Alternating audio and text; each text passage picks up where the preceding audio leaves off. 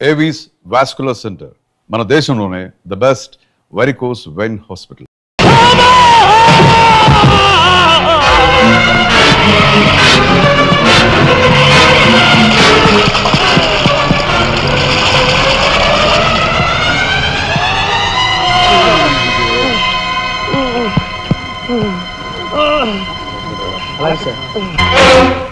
Car యాక్సిడెంటా? రేపు పెళ్లి పెట్టుకుని ఇవాళ నువ్వు కార్ యాక్సిడెంట్ చేసావు, ఎంత అప్రదిష్ట. ఈ సంగతి పోలీసులకు తెస్తే రేపు నువ్వు కూర్చోవాల్సిన పెళ్లి పీటల మీద కాదు, కటకటాల వెనకాల. నువ్వు వెళ్ళిపోయి డ్రైవర్ వచ్చాడో లేదో. కొండయా కొండయా, ఎవరవయ్యా నువ్వు? మీ అమ్మాయి కార్ యాక్సిడెంట్ చేయగా చూసిన మనిషిని. మా అమ్మాయి కార్ యాక్సిడెంట్ చేసిందని చెప్పడానికి ఏమిటి ఆధారం? నాతో పాటు మరో 15 మంది చూశారు, వాళ్ళని తీసుకొస్తాను. బాబా లోపల కూర్చొని మాట్లాడుకుందాం.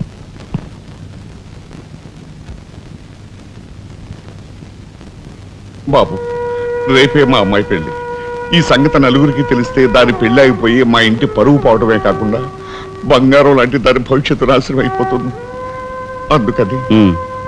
అందుకని ఈ కేసు నెత్తి మీద వేసుకునే మనిషి ఎవరైనా దొరుకుతాడేమోనని. దొరికితే చెయ్యన్నారు వాడిని ఎత్తినేసి వాడికి అన్యాయం చేద్దామనా? అన్యాయం చేయను బాబు, వాళ్ళు ఎంత అడిగినా ఇస్తాను. అంతేకాకుండా దెబ్బ తగిలే హాస్పిటల్లో ఉన్న పేషెంట్కి అయ్యే ఖర్చంతా నేను భరిస్తాను. నిర్లక్ష్యంగా కారు నడిపి ఓ మనిషి అవిటివాడైపోవటానికి కారకుడయ్యాడు కనుక కోణిదెల రాజారాం అనే ఈ ముద్దాయికి ఐపీసీ సెక్షన్ 348 క్రింద 6 నెలలు కఠిన కారాగార శిక్ష విధించటమైనది. సూపరింటెండెంట్ గారు పిలుస్తున్నారు.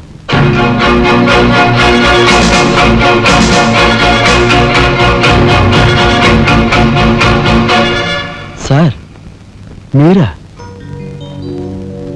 నా కూతుర్ని రక్షించుకోవడం కోసం నిన్ను జైలు పాలు చేసినందుకు నేనెంతో సిగ్గుపడుతున్నాను. నేనేం త్యాగం చేసి జైలుకి రాలేదు సార్, మీ దగ్గర 25,000 పుచ్చుకున్నాను. నా బిడ్డ భవిష్యత్తును ఎలా కాపాడావో అంతకు మించి మీ అన్నగారి భవిష్యత్తును కాపాడినందుకు నిన్ను నేను ఖైదీలా చూడడం లేదు, నా గురువుగా చూస్తున్నాను. గురువు గారా? చిన్నవాడిని, నన్ను మీరు చిన్న పెద్ద ఏమీ లేదు, నేను ఆ నిర్ణయానికి వచ్చానంటే. పదండి గురుగారు. గురుగారు, ఇదిగో తాళం చెప్పు. ఇదేంటి నాకిస్తారు? ఇది మీ ఇలా చెప్పాను కదా, మీ ఇంటి తాళం మీ దగ్గర ఉండదు, మరెవరి దగ్గర ఉంటుంది. మాత్రం మీరేం మాట్లాడుకోండి, మీ కాబట్టి ఇస్తాను కానీ మరింటి ఎవరికైనా ఇస్తాను. ఇదిగో ఉంటుంది. నా ఖైదీ ఎక్కడ? మీ ఖైదా? ఎవరా ఖైదీ? ఖైదీ నంబర్ 786. యాక్సిడెంట్ చేసి వచ్చాడు చూడు, ఆ ఖైదీ. ఆ గురువు గారా? ఆ గురువు గారి. ఇంతకీ మీరు ఎవరు? నేను గురువిని. గురువునా అంటే ఎలా చెప్పేది? నేను మీ గురువు గారి జీవిత రండి కూర్చోండి. What is this nuisance? ఎవరి అమ్మాయి? మన గురువు గారి వైపు గారు, గురువుని. నమస్కారం బాబాయ్ గారు. ఆశీర్వాదం అమ్మా. గురువు గారిని చూడాలి చావా? అయితే గురుగారి దగ్గర స్వయంగా తీసుకెళ్తాను రామ్మా. జిందాబాద్ బాబాయ్ గారు. రామ్మా.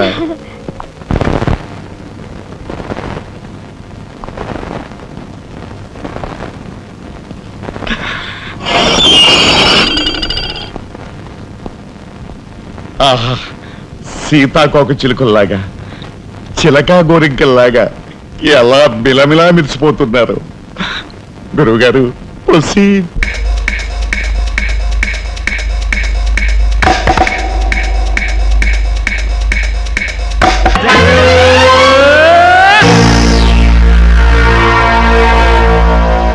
ఏమి నువ్వు చేస్తున్న పని?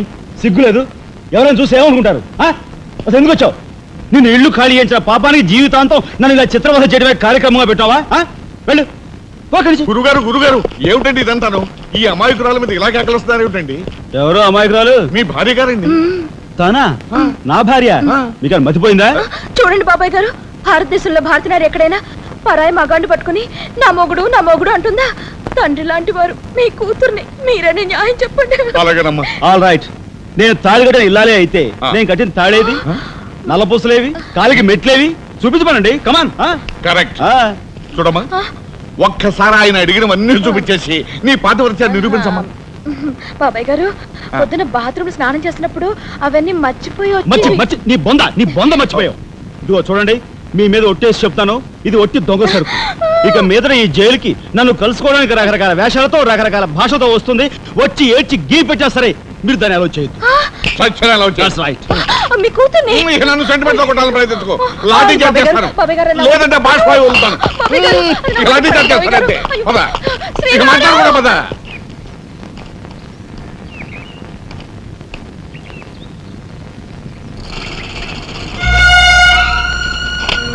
చిరంజీవి రాఘవకు ఆశీర్వదించరాయినది.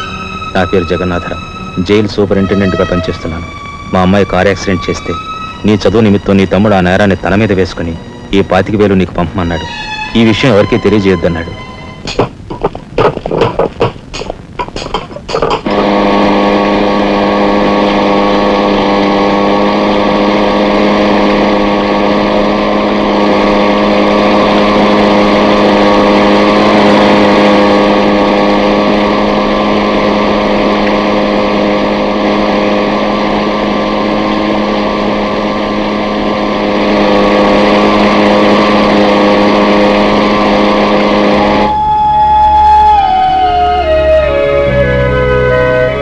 నాయనమ్మా, ఒరే చిన్నాడా, ఏమిట్రా ఇది? నేనేం చేయకుండా పని చేయలేదు నాయనమ్మా. అనుకోకుండా యాక్సిడెంట్ చేసి అవును, చెయ్యని యాక్సిడెంట్ నీ నెత్తి మీద వేసుకుని ఆ పెద్దంటి పరువు కాపాడావు.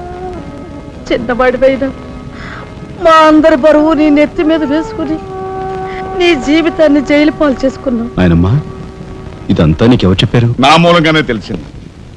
నభ్రియాత్ సత్యం అప్రియం అన్నారు, కానీ ప్రియమైన సత్యాన్ని చెప్పకూడదని వేదాల్లో కూడా లేదుగా గురుగారు. చిన్నడా,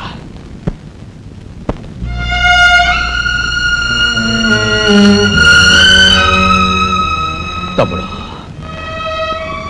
అందరికంటే చిన్నవాడువైనా ఎంతగా ఎదిగిపోయావురా. ఎలా ఉన్నారమ్మా? నువ్వా?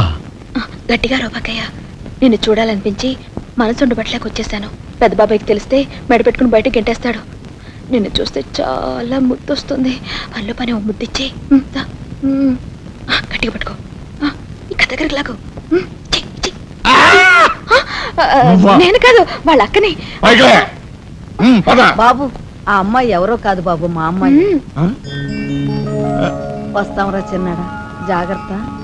బాబు పోలీస్ అబ్బాయి, మా వాడిని కాస్త జాగ్రత్తగా చూసుకో. అలాగేనమ్మా. వస్తానురా. ఓకే వస్తానండి. అలాగే వస్తాం బాబు. ఉంటా వదినా.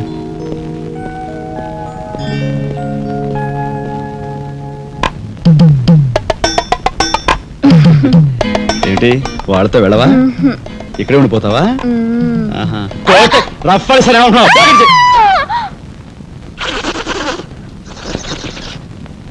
నమస్కారం అండి.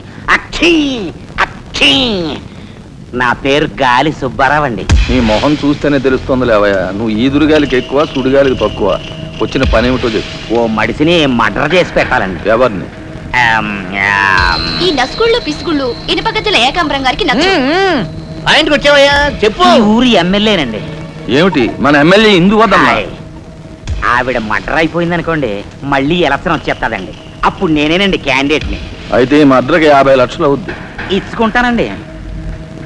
ఇవాళ ఏకాదశి, ఏకాశి మరణం, ద్వాదశి దహనం, త్రయోదశి అసెంబ్లీలో సంతాప తీర్మానం. ఓహో, ఏమి జాతకురాలయ్యా.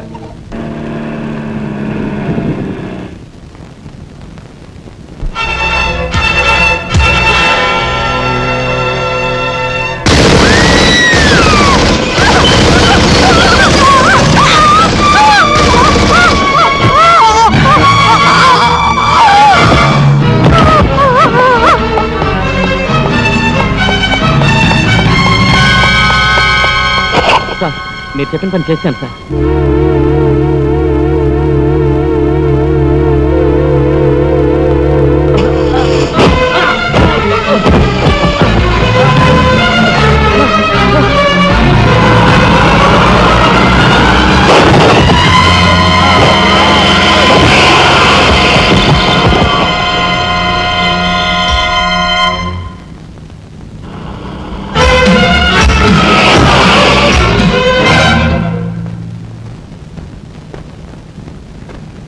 నా పేరు రఘుపతి అండి. ఏం చెప్పండి. రాత్రి ఎమ్మెల్యే ఇందువదన గారి మద్దతు జరిగింది కదండి, ఆ సమయంలో వారితో మాట్లాడదాం నేను అక్కడికి వెళ్ళానండి. Is it? ఆవిడ గారిని చంపిన వ్యక్తిని నా కళ్ళారా చూశాను. ఎమ్మెల్యే గారిని ఆవిడ సెక్యూరిటీ గారిని కాల్చి ఆ సెక్యూరిటీ గార్డుని ఏకాంబరం గారి తమ్ముడు కనకాంబరం జీవితం గుర్తించి చంపాడు సార్. ఇప్పుడే నేను బయలుదేరి వస్తున్నాను, మీరు ఎక్కడే ఉండండి. మీరు చాలా థ్యాంక్స్ ఎస్పీ గారు. ఎందుకు సార్? వాడిని మీరు అక్కడే ఉండమన్నందుకు.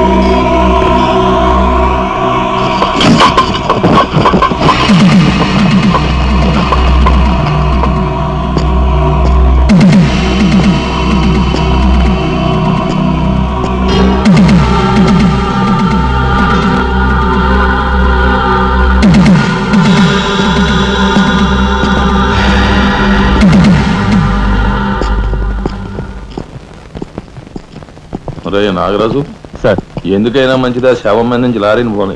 యాక్సిడెంట్ కేసు కింద ఎస్పీ గారు బుక్ చేసి నేను బొక్కలో దోసేస్తారు. ఏమయ్యా? అలాగే. ఆ తర్వాత నువ్వు జైలుకి వెళ్ళి సంతకం పెట్టి నీ స్టైల్లో పారిపోయి. వీడేమవుతాడు? వీడు బంద, వీడు మహాన్ కారాగారం రాసి పెట్టు. శుభం మాటలు నువ్వు కారు అయితే సరే.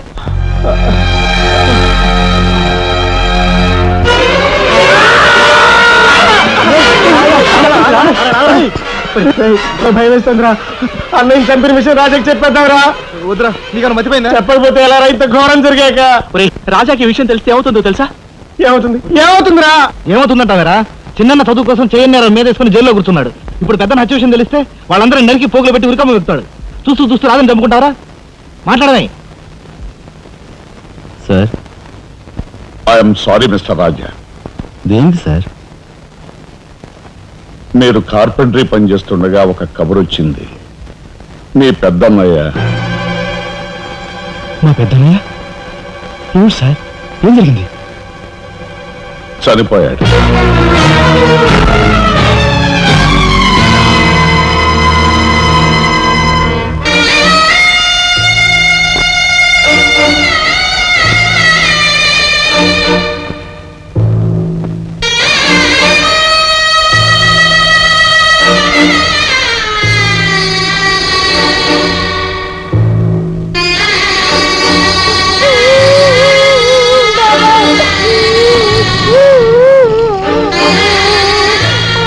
చేసిన నేరం లారీ యాక్సిడెంట్ చేసి ఒకరిని చంపాడు.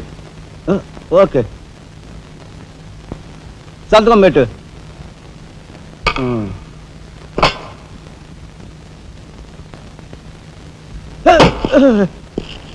నేరస్తుని మీకు అప్పగించాం. Shall I take leave sir? Okay. ఏం చేశాడు? లారీ యాక్సిడెంట్ లో ఎవరినో చంపాడంటండి. తీసుకెళ్ళి చల్లబడే. ఓయ్, 302, 402, ఓపెన్ ది సెల్.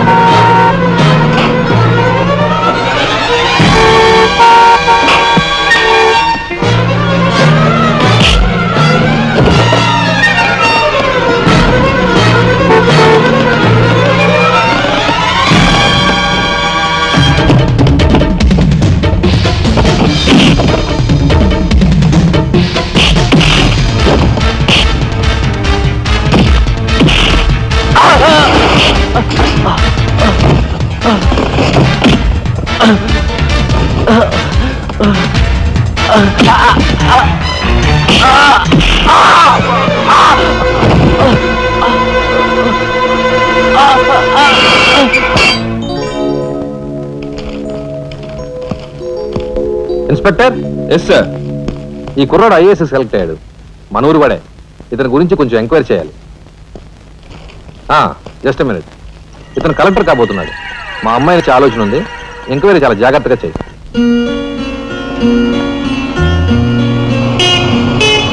ఇదేమా అయితే?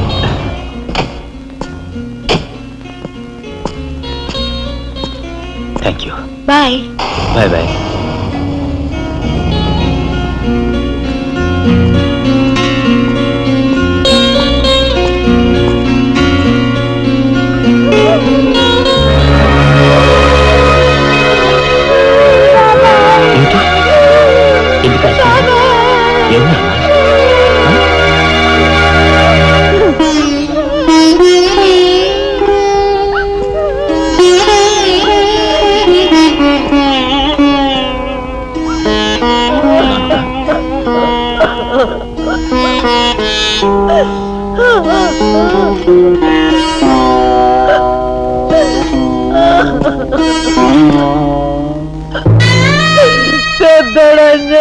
వెళ్ళిపోయాడు రా రాఘవ. ఈ సంగతి నీకు తెలిస్తే నీ చదువు పాడైపోతుంది. చిన్నాడు తెలియపడుతుంది అన్నాడు రా.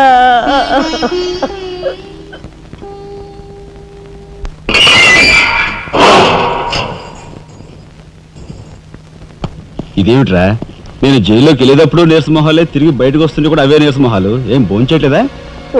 రాజా, అదే అన్నయ్య పోయాడు కదా, ఆ బాధను తట్టుకోలేక అది కదరా రాజా. రాజా